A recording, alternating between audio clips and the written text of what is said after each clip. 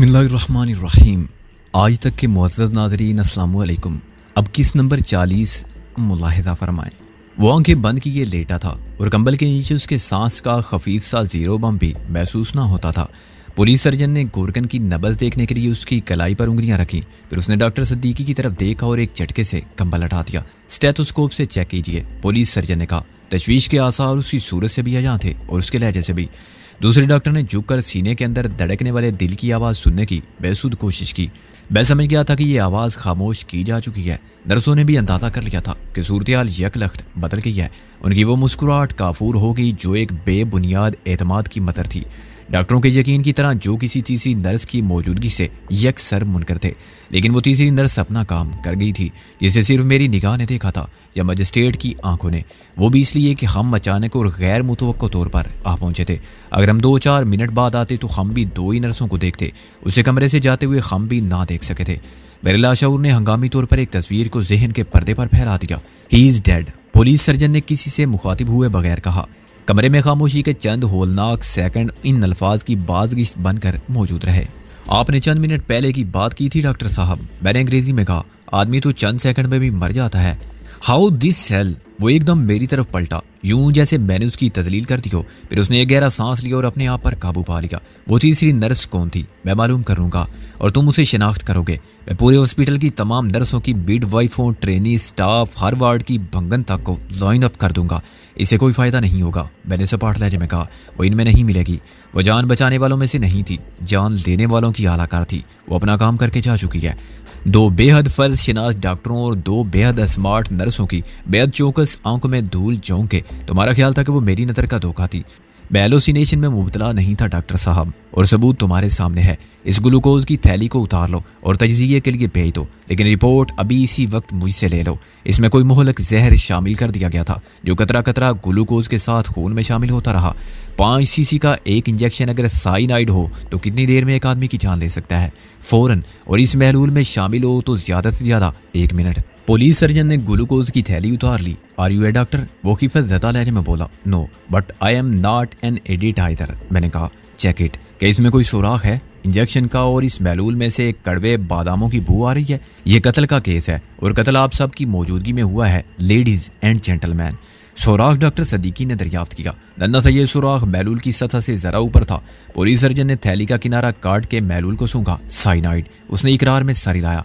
दोनों नर्सों का चेहरा खौफ से जर्द पड़ गया। तुम्हें मेरा शुक्र गुजार होना चाहिए मिस शैला और मिस शमीम कि मैंने इस तीसरी नर्स को देख लिया था, वरना ये कत्ल का इल्जाम तुम पर ही आता। मैंने कहा किसी डॉक्टर पर नहीं। उसी वक्त मैंने मजिस्ट्रेट को देखा। वो दरवाजे में मुंजमीद खड़ा था। उसने मेरी बात सुन ली थी और एक नज़र में मजमूई सूरत-ए-हाल को भांप लिया था। उसकी सूरत पर भी शिकस्त खुर्दगी के आसार नुमाया थे। मैंने उसे कबल अज वक्त बता दिया था कि बूढ़े गोरकन की जान को हॉस्पिटल में किए जाने वाली हिफाजती इंतजामात के बावजूद खतरा लाहक रहेगा। और मेरी बात पर एक डॉक्टर ने कहा था कि हॉस्पिटल में कत्ल करना या कराना सिर्फ फिल्मों में मुमकिन है। अब वो हिफाजती इंतजामात के लिए अपने इख्तियारात इस्तेमाल करके और अहकामात जारी करके लौटा था, मगर उन पर अमल दरामद से पहले ही बूढ़ा गोरकन कत्ल कर दिया गया था। ये तकदीर का कितना बेरहम मजाक था कि वो मुर्दों की तरह दफन किए जाने के बावजूद जिंदा रहा, इसलिए कि कातबे तकदीर ने उसकी जिंदगी के इख्तिताम का जो वक्त मुकर्रर किया था वो भी नहीं आया था। इसको चंद घंटे बाद मरना था। चुनाचे वो मरा तो वहां जाके जाम फानी इंसान हर जिंदगी को बचाने की जिद्दोजहद हमा वक्त जारी रखते हैं और कामयाबी को अपनी सलाहियत से मंसूब करते हैं तो नाकामी को मशीयत इज़्ज़ती से। पुलिस आ रही है, मजिस्ट्रेट ने अंदर आके कहा। हिफाजत का मकसद तो खत्म हुआ, लेकिन इस कत्ल के मुकदमे की रिपोर्ट बाकी है और मैं FIR में आप चारों का नाम लिखवाने पर मजबूर हूँ जिनकी गफलत के बायस कातिल को मौका मिला। ये ज्यादती है मजिस्ट्रेट साहब, पुलिस सर्जन ने कहा। हम अपने काम में इतने मगन थे, हम पर गफलत का इल्जाम कैसे आ सकता है? कत्ल एक नर्स ने किया है जिसे आपने भी देखा था। उसने मुख्तसरन मजिस्ट्रेट को गोरकन की मौत का सबब बताया, मगर वो नर्स कहाँ है? क्या नाम था उसका? आपने तो उसके वजूद से भी इनकार कर दिया था। अगर वो मिल जाती तो फर्दे जुर्म उस पर आयद करने के बाद ये साबित करना इस सगासा का काम है कि वो कातिल थी, लेकिन वो ना मिली तो इल्जाम किस पर आयद किया जाए? ये कुदरती मौत तो नहीं है डॉक्टर साहब। आपने हिदायत दी, नर्सों ने ग्लूकोज लगाया, इसमें आपकी तजवीज़ करदा दवाएं शामिल की और ये सब आपकी निगरानी में हुआ। साइनाइड कहाँ से आया और कैसे ग्लूकोज में शामिल हो गया? अगर किसी गैर मुतलका फर्द ने यह हरकत की तो आप लोगों ने देखा क्यों नहीं? उसे मना क्यों नहीं किया? उसे जाने क्यों दिया? आपने मेरे सामने 2 गलत और मुतजाद बयानात दिए हैं। एक ये कि कमरे में कोई गैर मुतलका शख्स नहीं आया, दूसरा ये कि कमरे में सिर्फ 2 नर्सें थी। बाद में आपको अपनी सफाई पेश करने का मौका जरूर मिलेगा, लेकिन इस वक्त हकाइक से मैं रूगर्दानी नहीं कर सकता, मजिस्ट्रेट ने वकार और मतानत के साथ कहा।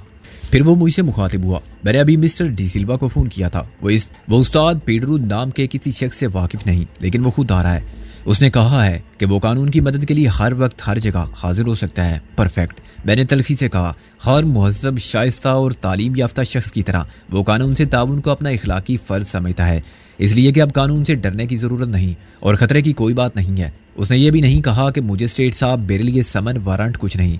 फिर मुझे फ़ोन पर तलब करके क्या आप अपने इख्तियारात से तजावुज़ नहीं कर रहे? उसने कोई सवाल नहीं किया, ना केस की तफसीलात के बारे में और ना मेरे बारे में।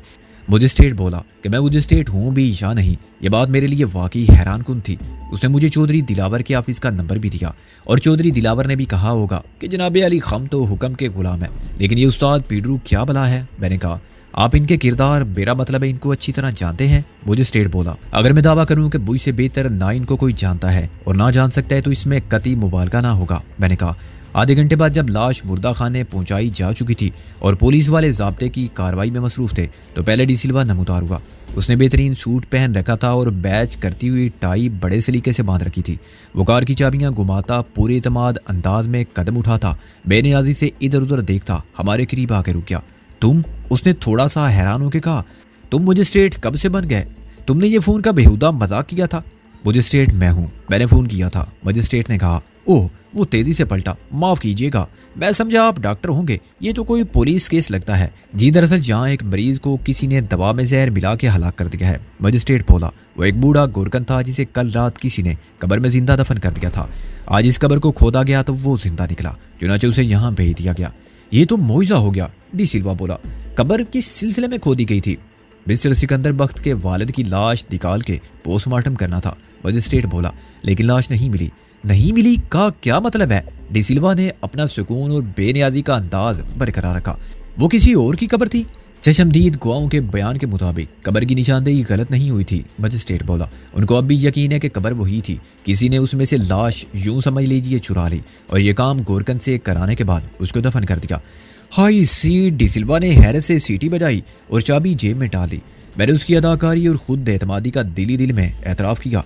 खौफजदा या परेशान होना तो दरकिनार, वो बहुत ज़्यादा हैरान तक न था।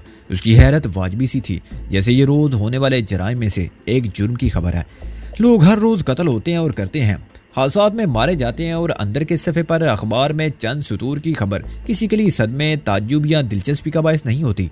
वो अंग्रेज़ी में बात कर रहा था और उसका लहजा एंग्लो इंडियन से ज़्यादा बरतानवी नजाद अंग्रेज़ का था।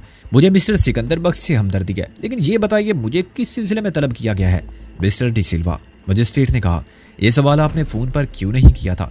क्यों नहीं किया था? वो माथे पर शिकन डाल के बोला क्या मैंने गलती की थी? अगर मैं इख्तियारात का जवाब या मसला उठाए बगैर यहाँ आ गया तो क्या मेरा ये ताउन कानूनी तौर पर कोई जुर्म भी बन सकता है? नतीजा आप अखज़ कर रहे हैं मिस्टर डी सिल्वा, मजिस्ट्रेट ने सख्त लहजे में कहा। हर शख्स जो आपकी तरह ज़हीन और तालीम याफ्ता होगा कुदरती तौर पर अपना इत्मीनान किए बगैर ड्राइविंग करके इतनी दूर नहीं जाएगा। ऑल राइट, मैंने गलती की। I M A fool. D सिल्वा ने भी लहजा बदल दिया। अब मुझे मुतमईन कर दिया जाए। मिस्टर सिकंदर बख्त ने इल्ज़ाम आयद किया है कि यह सब कुछ आपने किया होगा, मजिस्ट्रेट ने कहा। इस तलक गुफ्तगू ने सब के आसाब को मुतासिर करना शुरू कर दिया। सब कुछ क्या? डी सिल्वा ने घूमकर एक बार फिर मुझे खून आशाम नजरों से देखा और फिर मजिस्ट्रेट से मुखातिब हो गया। ये लाश की चोरी, गोरकन को मारकर दफन करना और यहाँ इसको कत्ल करवाना। मजिस्ट्रेट कुछ परेशान हो गया। डी सिल्वा क्या कहा मार के अंसा। उसकी अंसी में तमस्खर, हकारत, अपनी ताकत के गुरूर और हमारी बेबसी पर मुसर्रत के जज्बात शामिल थे। जो रानर, क्या आप जानते हैं मिस्टर सिकंदर के दिल में मेरे लिए किस किस्म के जज्बात हैं? इन पर अपने वालिद के पार्टनर को कत्ल करने के इल्जाम में मुकदमा चल रहा है और दूसरा मुकदमा ये चला रहे हैं कि हमने यानी बाकी बिजनेस पार्टनर ने मिलकर इनके वालिद को ब्लैकमेल किया और कत्ल कर दिया या करा दिया। इंग्लैंड में तालीम के बहाने जो कुछ ये करते रही हैं उसका रिकॉर्ड अलग है, लेकिन मैं इसका जिक्र नहीं करूंगा। हम ये गली में मरने वाले कुत्ते से लेकर सड़क पर कार के नीचे आने वाले किसी आदमी की मौत का जिम्मेदार भी मुझे करार दें तो इसमें ताज्जुब की कौन सी बात है? ये इल्जाम आप तो लगाने से रहे। अभी हमारी फर्म का एक अकाउंटेंट गुलाम अली हादसे में मारा गया था। ये इल्जाम आयद कर सकते हैं कि मार के भाग जाने वाला ड्राइवर मैं ही था।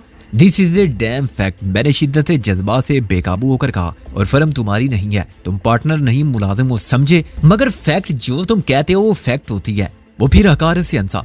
मुझे मालूम नहीं था कि हकीकत की तारीफ अब ये हो गई है जो कुछ मिस्टर सिकंदर बख्त फरमाएंगे।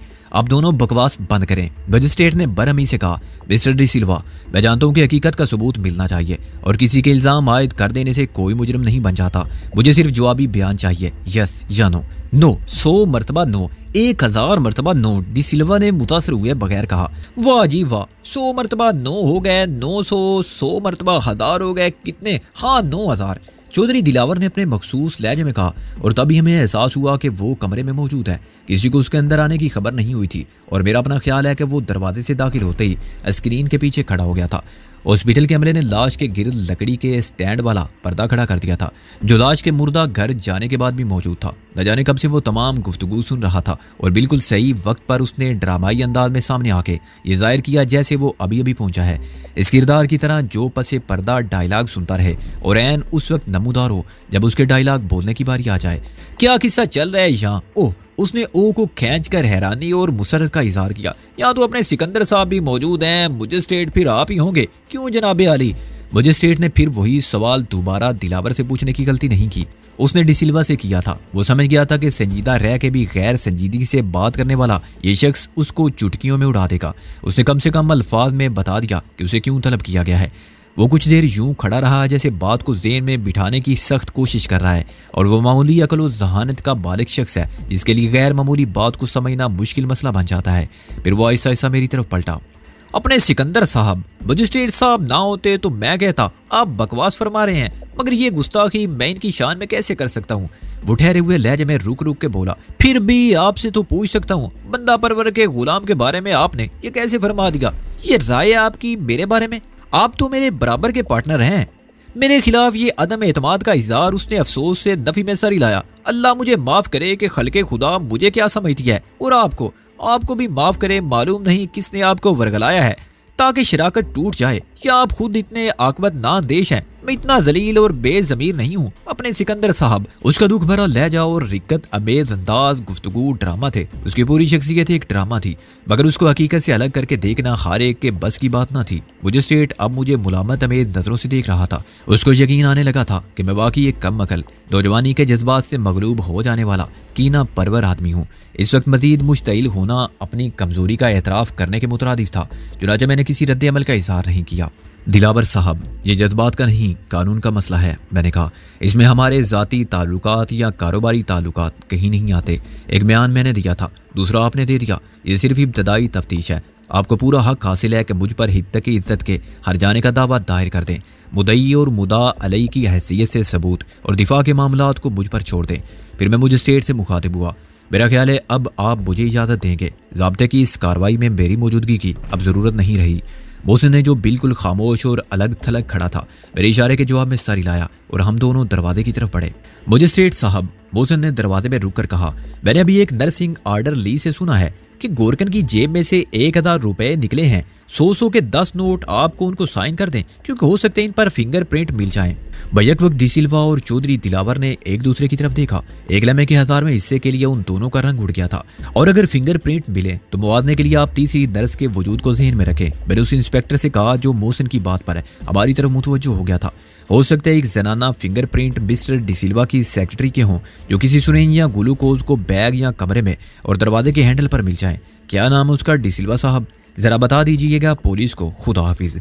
मेरी आखिरी बात के रद्द-ए-अमल को मजिस्ट्रेट ने भी नोट किया। चौधरी दिलावर को अपने आसाब पर ज्यादा काबू था। वो बेइसो हरकत खड़ा रहा, लेकिन उसका चेहरा वीरान हो गया था। डिसिल्वा चौंका और उसकी आंखों में आतिशी गजब का कूंदा सा लपका। उन दोनों की निगाहों ने दहलीज के बाहर कदम रखने तक मेरा ताकुब किया। मेरे लाशऊर के नेहा खानों से निकलकर वो तस्वीर अचानक सामने आ गई थी जिसकी तलाश में हाफजा सरगर्दा था। मुझे उस तीसरी नर्स की सूरत से आशनाई का एहसास बेसबब नहीं हुआ था। वो डिसिल्वा की नज़र नवाज सेक्रेटरी थी और नर्स का लिबास पहन के नर्सों में यूं शामिल हो गई थी जैसे भेड़ का लिबादा ओढ़ के भेड़िया गले में शामिल हो जाए। और मैं उसे फौरन इसलिए शनाख्त नहीं कर सका था। वो बेवकूफ़ लड़की मैंने अफसोस से सोचा अपनी जज्बाती कमजोरी के बायस डिसिल्वा जैसे गरगे 12 दीदा की आलाकार बन गई थी और कत्ल जैसा संगीन जुर्म करने पर तैयार हो गई थी। शायद उसी एक वादे पर जो डिसिल्वा पहले भी ऐसी ही आकबत नानदे पेश लड़कियों से कई बार कर चुका था और कई बार तोड़ चुका था, मगर उसे ये सब कहाँ मालूम होगा। उसे तो यकीन होगा कि अगर वो अपने बास को नहीं, अपने मुस्तकबिल को, शरीके हयात को दुश्मनों से बचाने में कामयाब होगी तो उसका इनाम बहुत बड़ा होगा। शायद डी सिल्वा ने कहा होगा कि डार्लिंग, तुम ये काम कर दो तो सारे बिगड़े काम बन जाएं और इस खतरे के दूर होते ही हम जीवन साथी बन जाएं। हनीमून के लिए पेरिस रवाना हो जाएंगे, या तुम्हें स्विट्जरलैंड पसंद हो तो यह मुमकिन है उसने अपनी सेक्रेटरी को किसी साबका जज्बाती गलती के हवाले से ब्लैकमेल किया हो। देखो डियर, अभी तक तो किसी को मालूम नहीं कि तुम एक जुर्म पहले भी कर चुकी हो और मालूम होगा भी नहीं। अगर तुम ये आखिरी बात मान लो, बस उसके बाद हम और तुम एक दूसरे के हो जाएंगे। वो मजबूर हो गई होगी। ये तो बहुत बुरा हुआ सिकंदर, मोहसिन ने अचानक ड्राइविंग करते करते कहा। अब तो वजीर खान चचा की कब्र भी नहीं रही है। मैं अपने ख्याल से चौंका। कब्र? कब्र क्या होती है? मोहसिन टूटे हुए जज्बाती रिश्तों को इस्तवार रखने का एक जरिया। आदमी के साथ उसके आमाल जाते हैं और रह जाती हैं तो याद, मगर वो कब्र में नहीं दिल में रहती है। याद दिल में ना हो तो कब्र पर भी लौट कर कोई नहीं आता। मट्टी के इन ढेरों का क्या है जो बारिश में बैठ जाते हैं और जलजलों से मिट जाते हैं। लंदन से वापस आने के बाद अगर मुझे किसी गलत कब्र पर ले जाकर खड़ा कर दिया जाता तो मैं पूरी जज्बाती वाबस्तगी के साथ वहीं दस्तो बदुआ रहता। बाप की मगफिरत के लिए दुआएं अब भी करता रहूंगा और मेरा वो अहद कायम रहेगा जो मैंने कातलों से इंतकाम लेने के लिए किया है। अलबत्ता मुझे बूढ़े गोरकन की मौत का अफसोस है। मुझे उसकी मौत का कोई अफसोस नहीं है, मोहसिन ने कहा। वो अपने लालच के बायस इस इंजाम को पहुंचा। ये कितनी बेज़मीरी की बात है सिकंदर के इंसान अब मुर्दों के साथ भी धोखा करना शुरू हो गया है। 1000 रुपए में उनकी हड्डियां और अपना ईमान बेच देता है। दूसरे पेशों में तो बदमाशी होती ही थी। ये गोरकन भी अब कितनी बुराइयों में मुलव्वस हो गए हैं। कब्र की जमीन के लिए 1 के 1000 वसूल करना, एक ही कब्र को कई बार फरोख्त करना, लाशें मेडिकल के तुलबा को बेचना, कफन चुराना। बेशक अक्सरियत अब भी खुदा से डरती है, मगर ऐसे भी कम नहीं जिनके गुनाह देखकर शैतान का सर भी शर्म से झुक जाए। मेरा ख्याल है मोहसिन कि अब डिसिल्वा की सेक्रेटरी की जिंदगी गैर यकीनी हो गई है। मैंने कहा, मुझे उसका नाम नहीं लेना चाहिए था। क्या हम ये बात उसे बता के कोई फायदा नहीं उठा सकते? मोहसिन ने सोचते हुए कहा, हो सकता है वो हम पर एतमाद कर ले। अगर उसने एतमाद कर लिया तो वो बहुत सी ऐसी बातें बता सकेगी जो हमें मालूम नहीं है। मैंने कहा, और इस्तगासा की एक अहम गवाह हो जाएगी। उसे यकीन दिलाया जा सकता है कि उसने हमारी ना मानी तो उसका अंजाम क्या होगा। मोहसिन बोला, हमारे पास दस्तावेजी सबूत हैं। हम उसे बता सकते हैं कि अब तक डिसिल्वा कितनी बार सेक्रेटरी बदल चुका है। मैंने अभी तक वो फाइल देखी तो नहीं है। मैंने कहा, मगर गुलाम अली ने जो कुछ ज़बानी बताया था गलत नहीं था। अगर हम किसी तरह उन लड़कियों से राब्ता कायम करने में कामयाब हो जाएं। मोहसिन ने नफी में सर हिलाया। वो कुछ नहीं मानेगी। वो अपने गुनाहगार वादी से तमाम रिश्ते तोड़ चुकी हैं और उस माजी के आसेब से निकल चुकी हैं। शायद उनमें कुछ नए सिरे से नई जिंदगी का आगाज कर चुकी होंगी और नई उम्मीदों के साथ नए हमसफर मुंतखब कर चुकी होंगी। वो ये खतरा क्यों मोल देंगी कि हम गड़े मुर्दे उखाड़ के उनके मुस्तकबिल का खाना खराब कर दें। यह भी तो हो सकता है मोहसिन के उनमें से कुछ आरजुए इंतकाम से मगलूब हों, लेकिन अपनी बेबसी और कमजोरी के बायस कुछ ना कर सकी हों। अगर उन्हें एतमाद हो कि हम से ताउन में उनके लिए खतरे की कोई बात नहीं है और हम उनकी मदद से बहुत कुछ कर सकते हैं, तो शायद वो अपने साथ होने वाले जुल्म का अफसाना कह सके। मैंने कहा, अब तूने एक बात कही है तो इससे मुझे एक लाइन मिल गई है। फर्ज करें कि किसी तरह डिसिल्वा की सेक्रेटरी से राब्ता कायम करता हूँ, किसी तरह उसे तन्हाई में एक बार मिलने पर रजामंद कर लेता हूँ। खौफजदा वो यकीनन होगी क्योंकि उसने एक कत्ल किया है और वो एक नादान लड़की है, कोई पेशावर मुजरिम नहीं है।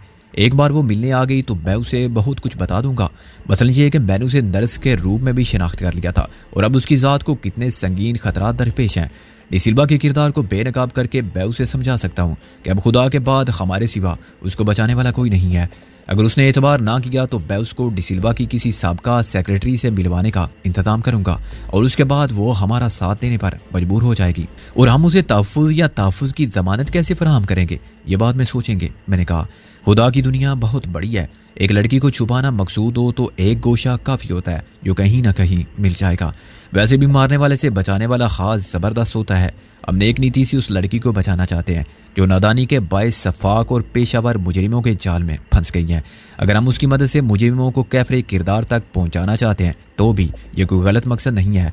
खुदा पर भरोसा रख, उसने ही अब तक हमारी हिफाजत की है, वरना हम क्या कर सकते थे। वो हमारा मददगार होगा। जाहिर उसके बाद मोहसिन के लिए कुछ कहने की गुंजाइश ना थी। चिराग दीन की कोठी में कार दाखिल हुई तो मैंने सबसे पहले गुलाब खान को देखा और फिर चिराग दीन को जो बरामदे में कुर्सी डाले बैठा था और गुलाब खान से कब्रिस्तान में पेश आने वाले वाक़यात सुन रहा था। मैं चाहता था कि इस वक्त अपने रकीब रूसिया की सूरत भी ना देखूं, मगर वो हमें ज़बरदस्ती ड्राइंग रूम में ले गया। मोहसिन ने बहुत कोशिश की वहीं से कार की चाबी उसके हवाले करके निकल जाए, लेकिन उसकी एक ना चली। चिरागदीन दोबारा साले के मनसब पर फाइज हो जाने वाले मोहसिन की खातिर मदारत पर कमर बसा था।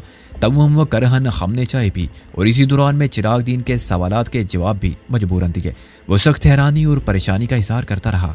मोहसिन का मूड चिरागदीन के खुशामदाना इखलाक के बायस ज़्यादा ख़राब होता जा रहा था और खुद में नफरत के दौरे जज्बात का शिकार था। उस शख्स ने मेरे बाप के एतमाद को धोखा दिया था। वो दुनिया में इसकी खराबी, रुसवाई और तबाही का जिम्मेदार बना था, लेकिन मेरे सामने अपनी शराफत का ढोंग रचा के अपने जराइम पर पर्दा डालना चाहता था।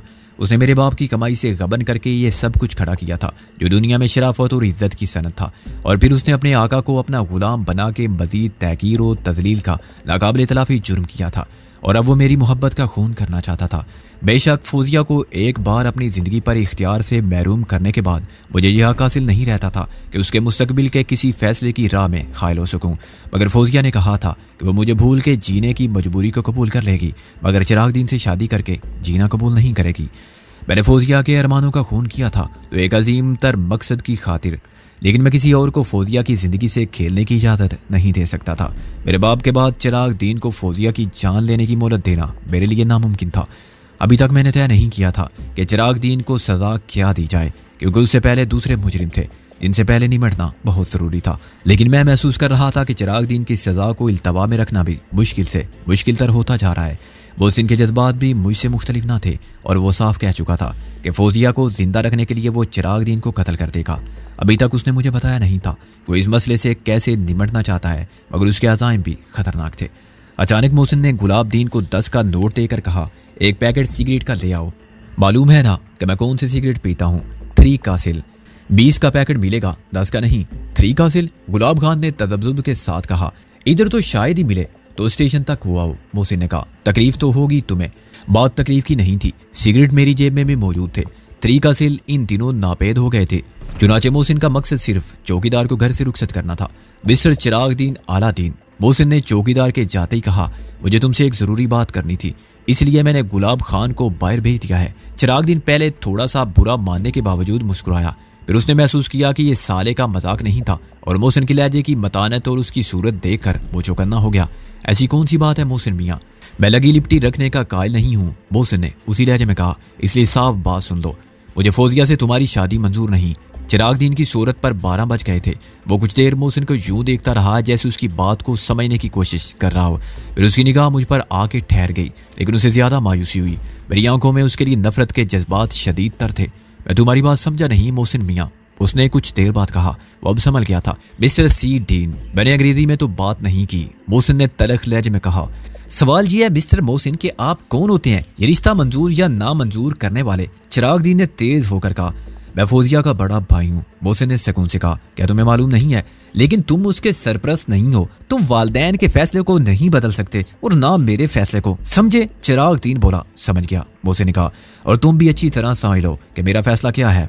मरियम के फैसले में भी मुझे वालदैन से इख्तलाफ था, मगर मैं छोटा भाई था। इसके अलावा खुद मरियम को एतराज नहीं था, लेकिन अब फौजिया को ये रिश्ता मंजूर नहीं है, इसलिए मैं खामोश नहीं रह सकता।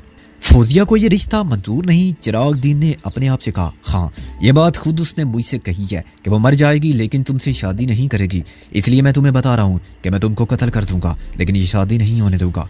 मोहसिन उठकर खड़ा हो गया। मुझे अपनी बहन की जिंदगी बचाने के लिए वालदैन थे नाफरमानी का इल्जाम और फांसी दोनों मंजूर है। चिरागदीन का रंग लाश की तरह सफेद पड़ गया। तुम ही मुझे टेलीफोन पर भी धमकी दे चुके हो? टेलीफोन पर? मोहसिन ने हैरानी से कहा। क्यों चिरागदीन, क्या मैं तुमसे डरता हूँ? मैं ये धमकी तुम्हारे मुंह पर दे रहा हूँ और ये भी बता रहा हूँ कि इसे खाली धमकी मत समझना। मैं और मोहसिन उसे पत्थर के बुत की तरह मुंजमीद बैठा छोड़ के बाहर आ गए। मैंने अपनी जबान बंद रखने की सख्त जिद्दोजहद की थी और कामयाब रहा था, वरना मेरा दिल चाहता था कि मैं भी उससे दिल की बात साफ साफ कह दूं, उसे बता दूं कि बिलफर्ज बहाल मोहसिन ने तुम्हें बख्श भी दिया या खुद तुमने जिंदगी को इस रिश्ते से अजीज तर समझते हुए अपना इरादा बदल दिया, तब भी मेरे इरादे में फर्क नहीं आएगा। मैं नमक का वो कर्ज जरूर वसूल करूंगा जो मेरा बाप वसूल ना कर सका था। सारे जमाने को छोड़कर उसने तुम जैसे नमक हराम की मुलाजमत की जिल्लत कबूल की थी, तो उसकी सिर्फ एक ही वजह मेरी समझ में आती है, वो तुम्हें सजा देना चाहता था, मगर जिंदगी ने वफा ना की। अब उसका वारिस मैं हूं, तो ये सब जिम्मेदारियां भी मुझको ही पूरी करनी है जो मेरा बाप पूरी ना कर सका। मैंने इस बात को फिर किसी वक्त के लिए उठा रखना बेहतर ख्याल किया, क्योंकि ये लंबी बात थी और गुलाब खान आने ही वाला था। जब हम कोठी से निकले तो शाम के साए फैलने लगे थे। राबिया बेचैनी से मेरा इंतजार कर रही थी। दोपहर के बाद जामन रिजवी साहब ने पुलिस सर्जन को फ़ोन किया था और उन्हें तमाम वाक़यात का इल्म हो गया था। शाम से पहले ही उन्होंने राबिया को फ़ोन कर दिया था, मगर वो खुद किसी मसरूफियत के बायस अभी तक घर नहीं पहुंचे थे। उनकी बेगम लान की गार्डन चेयर्स पर बैठी थी। मैं हाथ को सराहने रखे घास पर लेट गया और गहरे नीले आसमान की वुसअत को घूरने लगा। मोहसिन ने खवातीन को हॉस्पिटल में पेश आने वाले वाक़यात बताने शुरू कर दिए, जो बेगम रिजवी के लिए सनसनीखेज कहानी की तरह थे और राबिया के लिए एक कानूनी उलझन। उसका सारा दिन अपने घर की आतिशज़दगी और कार की चोरी के मामलात की तफ्तीश करने वालों के सवालों के जवाब और बयानात देते गुजर गया था। मेरे अपने सर में शदीद दर्द था। चुनाचे जब चाय आई तो मैंने पूछा कि घर में एस्प्रीन मिल सकेगी। नौकर ने मुझे एस्प्रीन ला के दी, जो मैंने पानी के पूरे गिलास के साथ निकल ली और फिर वहीं बैठा चाय पीता रहा। कुछ देर बाद बेगम रिजवी मादरत करके उठ गई। वो कम गोर, कम अमेज मगर तबन नेक दिल खातून थी, जो नौकरों के होते हुए भी शोहर के तमाम ज़ाती काम अपने हाथों से करती थी। और इस वक्त भी उनको देखना था कि रिजवी साहब का जो सूट ड्राई क्लीन होके आया है उस पर इस्त्री ठीक है या नहीं। उन्हें रात को किसी तकरीब में शिरकत के लिए जाना था। मोहसिन के सर में भी दर्द था, मगर वो एस्प्रीन के इस्तेमाल के खिलाफ था और उसका इलाज दीन से करता था। मैं अपने मुंतशिर ख्यालात से बचने की जिद्दोजहद में आंखें बंद किए लेटा था और सुकून चाहता था। सर का दर्द कम हुआ तो थकन का एहसास गालिब आ गया और न जाने कैसे मेरी आंख लग गई। मेरी आंखों ने ख्वाब देखा। ख्वाब बड़े जादूगर होते हैं, कभी हाल के रिश्ते माजी से जोड़ देते हैं तो कभी मुस्तकबिल से। ख्वाब पर रिसर्च करने वालों ने यह तो मालूम कर लिया कि ख्वाब तशनाए काम आरजुओं का रूप होते हैं, मगर यह सवाल अब भी जवाब तलब है कि ख्वाबों में वक्त कितना सर्फ होता है। घंटों या दिनों पर मुहित मनादर को ख्वाब में देखते हुए चंद मिनट लगते हैं तो कैसे, और एक रात में एक उम्र के ख्वाब कैसे समा जाते हैं। मैंने देखा कि मेरे चारों तरफ हद्दे निगाह तक सरसों के जर्द फूलों का एक समंदर ठाठे मार रहा है और मेरे सर पर शोख नीला आसमान है जिसमें सिर्फ एक बादल का टुकड़ा तैर रहा है। फिर वो टुकड़ा नीचे उतरा और मेरे गिर्द फैल गया। वो खुशबू का बादल था और ये खुशबू हवा के झोंके की तरह मुझे उड़ा के ले गई। यकलख्त मुझे एहसास हुआ कि मेरे हाथ में राबिया का हाथ है और वो भी मेरे साथ बादल पर बैठी हुई है, उदास और दिल गिरफ्ता। तुम? मैंने कहा, तुम यहाँ क्यों आई हो? और कहाँ जाऊँ? वो बोली, मेरा कोई घर मौजूद नहीं है। तुम्हारा कोई भी घर नहीं है? मैंने हमदर्दी से पूछा। तो क्या अब तुम बादलों में रहोगी? पहले कहाँ रहती थी तुम? राबिया ने नीचे देखा। वहाँ उसने उंगली से धुएं के एक बरगुले की तरफ इशारा किया जो ऊपर उठता चला आ रहा था। देखो सिकंदर, ये धुआं मुझे निगल लेगा, मुझे डर लग रहा है। वो चिल्लाई। डरो नहीं, मैं तुम्हारे साथ हूँ। मैंने उसे अपने करीब कर लिया। मगर ये धुआं कैसा है? क्या था यहाँ? यहाँ मेरा घर था। वो अफसुर्दगी से बोली। झूठ, मैंने कहका मार के कहा। तुम्हारा घर तो वो है। मैंने उसे उंगली से दूसरी जानिब इशारा करके कहा। वो सफेद उजली धूप में जगमगाने वाला बेदाग घर, जिसके शफाफ शीशों वाले दरीचों के पीछे रेशमी पर्दे पड़े हैं, जिसका गिर्द हफ्त रंग फूलों की झालर है और सब्जे का कालीन बिछा हुआ है, जहाँ वो दोनों शरीर बच्चे हैं, खुसूसन लड़की। मगर ये तो घर तुम्हारा है। राबिया ने पलक चपकाए बगैर देखते हुए कहा। तुमने देखा ही नहीं उस बच्ची की सूरत तुमसे कितनी मिलती है। मैंने दलील दी। लेकिन लड़का तो हूबहू तुम जैसा है, राबिया ने कहा। फिर ख्वाब खत्म हो गया और मैंने आंखें खोल कर देखा। वो खुशबू का बादल अब भी मेरे आसपास ही कहीं मौजूद था और ये खुशबू मुझे मुकीद किए हुए थी। राबिया मेरे करीब लान पर बैठी हुई थी और उसका एक हाथ मेरी पेशानी पर था। उसने जो लिबास पहन रखा था उस पर नीले रंग की जमीन में सरसों जैसे जर्द फूल चमक रहे थे। ये सब कुछ मिलके मेरा ख्वाब बन गए थे। मैं उठ बैठा। कितनी देर तक सोता रहा हूँ मैं? मैंने अपनी घड़ी देखी। 5 मिनट पहले मोहसिन सोने गया था, तब भी मैंने घड़ी देखी थी। तुम सो रहे थे? मैं समझी सर में ज्यादा दर्द है। वो खिफ़्फ़त से बोली। अंदर जाके सो जाओ, तुम्हें सुकून की जरूरत है। सुकून तो ऐसे ज्यादा मिल रहा था, मैंने कहा और राबिया के चेहरे को सुर्ख पड़ते देखा। सर का दर्द ठीक हो गया है और सोना मैं अभी चाहता नहीं हूँ। मुझे तुमसे बातें करनी है, जरूरी या गैर जरूरी, जो चाहो समझ लो। अच्छा, वो बोली। तो यूं करते हैं, बाहर चलते हैं। हिम्मत है साथ देने की? बात के ज़ूमानी हो जाने का एहसास राबिया को देर से हुआ। मेरी हिम्मत तो तुम्हारे साथ रहने का ही नाम है, मैंने कहा। तुम बताओ। मैं क्या बताऊं? वो उठकर खड़ी हुई। मुझे तो हिम्मत आजमाने वाले ही मिले हैं। जब मिले हैं तुम भी आजमा लो। तुम सीरियस होने लगी हो। मैं भी खड़ा हो गया। मैं तो तुम्हें बताना चाहता था कि अभी मैं कितना खूबसूरत ख्वाब देख रहा था, बिल्कुल फिल्मी। तुम भी ख्वाब देखती हो और वो भी फिल्मी किस्म के? वो मुस्कुराई। खुदा का शुक्र है कि तुम्हारे लबों पर भी मुस्कुराहट आई, मैंने कहा। गर्दिशी हालात का शिकार हम दोनों ही रहे हैं राबिया, और तकदीर के अता करदा जख्म हम दोनों का विरसा है। कौन जाने अभी इसके तुर्कश में कितने तीर बाकी हैं, मगर जो कुछ होना है उससे फरार नहीं, और ना कबल अज़ वक्त परेशानी इसका इलाज है। अब एक शायर ने तो फरमाया है, आओ कि कोई ख्वाब बुने कल के वास्ते, वरना ये रात आज के संगीन दौर की डस लेगी जानो दिल को, कुछ ऐसे कि जानो दिल ताउम्र फिर कोई हसीन ख्वाब बुन सके। राबिया हंस पड़ी। तुम भी कमाल आदमी हो कि इन हालात में शायरी सूझ रही है, मगर अब चलोगे भी या बस 2 मिनट, जरा मैं शेव कर लूं और कपड़े बदल लूं। मैंने कहा, ये बताओ जाना कहाँ है? मैं जाना चाहती थी खाके आशियां देखने, गिरी थी जिस पर कल बिजली नहीं। मैंने कहा, हम गुजरे हुए दिन पर आंसू बहाने कहीं नहीं जाएंगे, हम उम्मीद की जानिब सफर करेंगे, एक दूसरे का सहारा बन के। तुम यहाँ बैठो, मेरा ख्याल कहीं और जाने का है।